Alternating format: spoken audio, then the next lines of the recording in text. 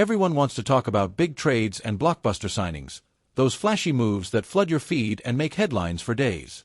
But when a team starts looking backward to solve a forward problem, you have to wonder, what's really going on behind the curtain?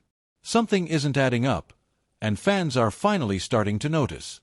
Sure, Mike Matheson had a solid season. 31 points in 80 games is nothing to scoff at for a defenseman. But it's not earth-shattering either. Not when he comes with a $4.875 million cap hit, especially for a team already scraping against the ceiling. If Toronto's goal is to boost offense, is this really where they should be investing their limited resources?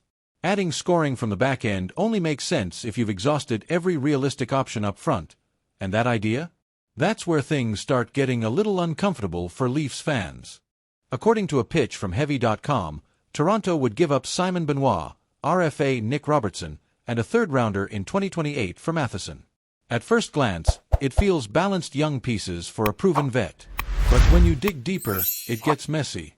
Benoit's $1.35 million cap hit plus an unsigned Robertson doesn't even come close to covering Matheson's salary, meaning Toronto would need to shuffle even more just to make it work. That's a lot of gymnastics for a player who doesn't directly address their biggest need. Why would Montreal trade Matheson now? GM Kent Hughes has gone on record saying there's no rush to move the veteran blue liner.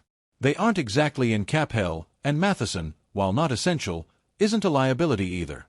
Plus, the return from Toronto doesn't help them fill their glaring hole at second-line center.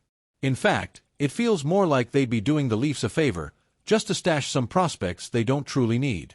That's not how you win trades. It's how you lose ground slowly and painfully. For Habs fans, would you even take this deal if it was offered? I want to hear what you think. Drop a comment, start the debate, and tell me where your team should really be focusing. And hey, if you're into deep dives like this, don't forget to subscribe and hit the bell, because the next